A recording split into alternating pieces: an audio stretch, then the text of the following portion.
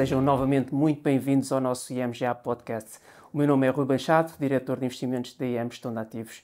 Hoje voltamos aqui ao nosso formato mais tradicional, onde serei acompanhado pelo meu colega Fernando Nascimento, subdiretor do Departamento de Multiativos. Sendo este o nosso último podcast do ano, pensei em falar aqui com o Fernando sobre os principais temas de 2022 e, mais importante ainda, de que forma é que esses temas vão condicionar a nossa atividade para o próximo ano.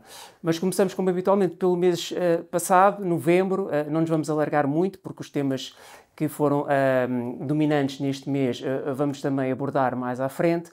Mas novembro fica, no entanto, o registro de rentabilidades muito fortes para os mercados acionistas e obrigacionistas, com especial destaque para a região dos mercados emergentes. A totalidade do ano, no entanto, mesmo apesar desta forte recuperação em novembro, continua a ser negativa para ambos os ativos, portanto, novamente, ações e obrigações, e, portanto, parece-me que, independente do que possa vir a acontecer em dezembro, 2022 não irá ser um ano de boa memória para os nossos investimentos. Fernando, bem-vindo à tua primeira presença aqui no nosso podcast. Começamos então a nossa conversa pelo tema que marcou 2022, nomeadamente a invasão da Ucrânia em fevereiro, e acabou por condicionar todo o ano. Se calhar começo por esta minha ideia de que, ou pelo menos que o mercado parece querer incorporar, que é este processo de globalização que nós atravessamos, especialmente ao longo das últimas décadas, diria eu, parece ter sofrido aqui um forte revés. E, portanto, de que forma é que nós, enquanto investidores globais, vamos ser condicionados por o que era todo um ambiente de globalização que, de repente, no mínimo, treme ou vai sofrer fortes alterações? O que é que tu pensas sobre este tema? Muito obrigado, Rui, pelo convite para estar aqui presente. É um prazer.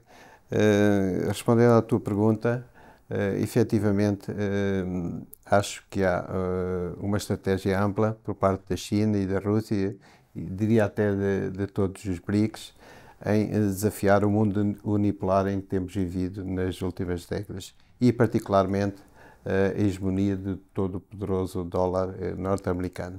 Contudo, receio que este ataque à secular liderança ocidental resulte na multiplicação de conflitos regionais que fatalmente irão levar os países a adotar novas medidas protecionistas em nome da segurança e do interesse nacional e, desse modo, provocar aqui um retrocesso na globalização. Para nós, investidores globais, que temos ainda os portfólios fortemente concentrados em ativos europeus e norte-americanos, terá necessariamente de haver uma nova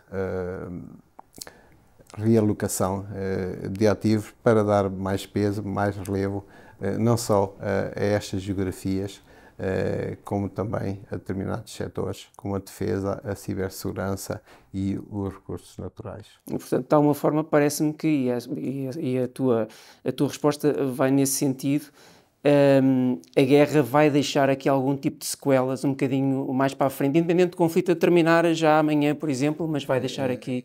Sim, penso que, lamentavelmente, esta guerra é o prenúncio de uma nova era de fortes tensões geopolíticas entre Este e Oeste e que fatalmente vão penalizar a globalização. Sim, também me parece.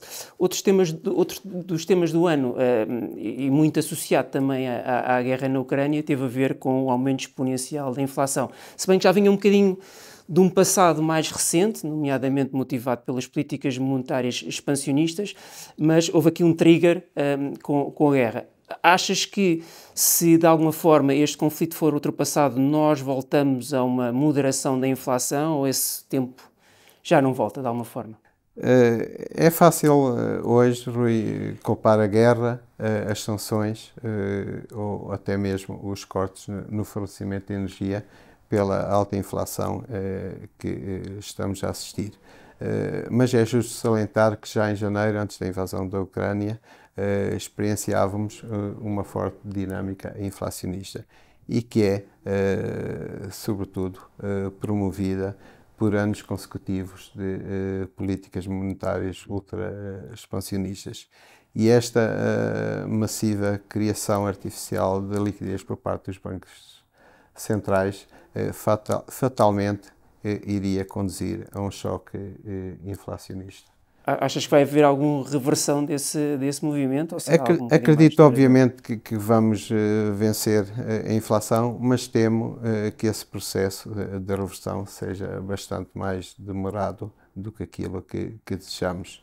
É verdade que a globalização, a tecnologia, a capacidade instalada e o envelhecimento das populações são tudo fatores estruturalmente deflacionistas, mas penso que o regresso de algumas medidas proteccionistas, o progresso dos salários e os custos com a transição energética vão com certeza atrasar o regresso da inflação aos patamares pré-pandemia. Sim, também me parece. E com todas estas condicionantes, nomeadamente, mais uma vez, a inflação, subida de taxas de juros, eventualmente se não uma recessão, pelo menos claramente uma moderação económica, com estas condicionantes, o que é que nos podes dizer sobre o posicionamento dos nossos fundos multiativos para final do ano e início de 2023? Nós estamos a prever que o pico da inflação esteja próximo de ser atingido. E os últimos indicadores já de facto sinalizam um abrandamento em várias regiões. Também antecipamos que o final deste atual ciclo de subida de taxas diretoras possa estar terminado durante o primeiro trimestre de 2023. E nesse sentido estamos bastante confortáveis com a duração que temos vindo a adicionar nas nossas carteiras e que nos permitiu capturar yields bastante interessantes. Estamos igualmente confortáveis com a sobreponderação que temos a mercados de crédito e a dívida de mercados emergentes, onde identificamos bastante valor depois dos fortes alargamentos de spreads de risco. Em relação aos mercados acionistas, que parecem estar a ganhar tração, estamos mais relutantes em adicionar risco nas nossas carteiras e abandonar o nosso posicionamento neutral. É verdade que já houve uma forte compressão de múltiplos em 2022, que os levou para território que historicamente pode ser considerado atrativo, mas a forte probabilidade de ainda termos pela frente 2 ou 3 trimestres de contração irá com certeza pressionar os resultados empresariais e limitar as valorizações dos mercados acionistas. Sim. Dizia eu no início que este ano não vai ficar na nossa memória, pelo menos no que diz respeito aos investimentos, da melhor forma. E os nossos investimentos, os nossos fundos, dizia eu, não foram imunes a estes retornos negativos dos mercados, quer acionistas, quer obrigacionistas. Aproximamos agora no final do ano, que é tipicamente uma altura em que alguns dos nossos investidores dos PPRs aproveitam para fazer o reforço desses investimentos. E este foi um ano claramente muito atípico e, portanto, certamente levantará muitas questões. Que mensagem é que nós poderemos deixar a esses investidores que fazem habitualmente estes investimentos? 2002 foi efetivamente um ano muito difícil para as carteiras multiativos, como são os PPRs. A generalidade dos ativos vai fechar o ano no vermelho, com exceção do dólar e das mercadorias. E foi precisamente as estratégias mais conservadoras, mais defensivas, que foram as mais penalizadas pela subida das taxas de juro e pelo alargamento dos spreads de crédito. Para contextualizar, quão atípico foi o ano 2022, as obrigações do Tesouro norte-americanas, usualmente consideradas como um ativo de refúgio, registaram pela primeira vez na história um retorno negativo de maior amplitude que a queda do índice acionista S&P 500. Sim, sim. Como é que nós olhamos para os multiativos enquanto carteiras descorrelacionadas e procuram obter os retornos de mais longo prazo? Portanto, como é que nós continuamos a abordar essa estratégia? Apesar de fatalmente haver anos negativos, como ocorreu em 2022, as carteiras multiativos estão desenhadas através de forte diversificação e descorrelação para devolver retornos sólidos no longo prazo, que é o prazo temporal indicado para este tipo de investimentos. Além disso, queria referir também que anos como o de 2022, recheado de eventos negativos, no passado revelaram-se excelentes oportunidades para os participantes não só entrarem, como reforçarem o investimento neste tipo de produtos. É alguma dor de curto prazo, mas que muitas vezes oferecem oportunidades de investimento mais longo prazo. Eu estava-me a lembrar da crise financeira, da crise europeia e, na Exato. verdade... É isso que a história sim. nos mostra, que de facto são anos que depois permitem capturar taxas de retorno, quer no rendimento fixo, quer nos mercados acionistas, bastante mais Sim, a mais longo interessantes prazo, sem e dúvida. que compensam no longo prazo. Sim, sim. E a dificuldade do timing de investimento a ser realmente uma resposta complicada. Para terminar, Fernando, e desenvolvendo o tema de poupança e reforma, habitualmente temos uma pergunta comum nos nossos investidores que tem a ver quando é que nós devemos começar a pensar a poupar para a reforma. É uma pergunta interessante porque quando somos muito jovens não pensamos no assunto, é um acontecimento demasiadamente longínquo, mas se fizermos essa poupança já muito perto da reforma, na prática vai ser tão insignificante que pouco vai ajudar na nossa reforma. Que resposta é que tens para esta pergunta, nomeadamente quando é que nós devemos começar a pensar nesta poupança? Há um problema estrutural de baixos salários em Portugal que penaliza os portugueses durante grande parte da sua vida profissional, mas que têm ainda que enfrentar desafios para a sua reforma, nomeadamente a sustentabilidade dos sistemas de pensões, assim como a baixa natalidade, que conduz ao envelhecimento e a um forte desequilíbrio entre o número de contribuintes e o número de beneficiários. É nestas dificuldades que vão encontrar no futuro que os mais jovens devem pensar, e a preocupação com a poupança e com a reforma deve estar presente desde o primeiro salário que se recebe. Crees que o formato PPR tem algumas particularidades e benefícios importantes em Portugal, não é? Sim, é verdade.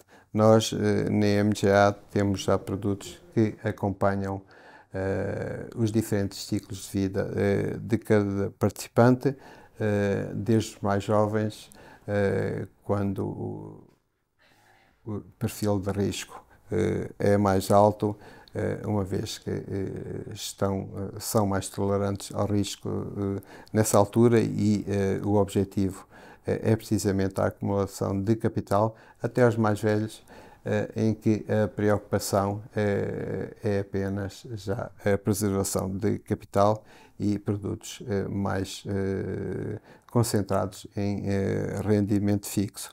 Mas as vantagens dos PPRs são absolutamente transversais a todos os ciclos de vida e perfis dos investidores, e nomeadamente são abaixo os baixos montantes de subscrição, a forte liquidez, a ausência de comissão de subscrição e resgate, a fácil transação entre entidades financeiras e, por último e mais relevante, os importantes benefícios fiscais de que beneficiam os detentores destes produtos, nomeadamente à entrada, quando podem deduzir à coleta de determinados montantes, e também à saída, quando as taxas de imposto sobre as mais-valias são reduzidas significativamente ao longo do tempo. Sim, sem dúvida.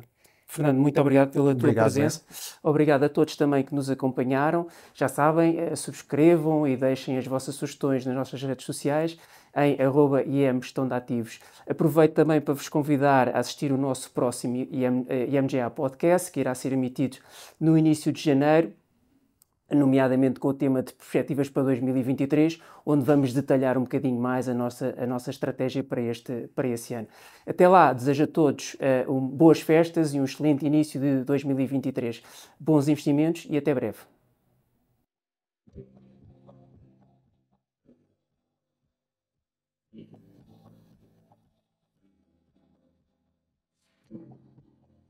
Qualquer informação ou opinião apresentada tem efeitos meramente informativos e está sujeita a alterações sem aviso prévio. A IMGA não é responsável pelo uso feito pelos ouvintes das informações que integram o presente podcast, nem pelos prejuízos, diretos ou indiretos, que lhe possam advir. Quaisquer rendibilidades divulgadas representam dados passados, não constituindo garantia de rendibilidade futura. O investimento em fundos pode implicar a perda do capital investido, caso o fundo não seja de capital garantido. Esta informação não dispensa a leitura da informação fundamental ao investidor e do prospecto, disponíveis em imga.pt, cmvm.pt e nos respectivos sites dos bancos distribuidores, antes de tomar uma decisão de investimento. Para qualquer informação adicional, contacte-nos nas redes sociais em IM Gestão de Ativos ou para o número de telefone 21 120 9100, segunda a sexta-feira, das 9 às 18.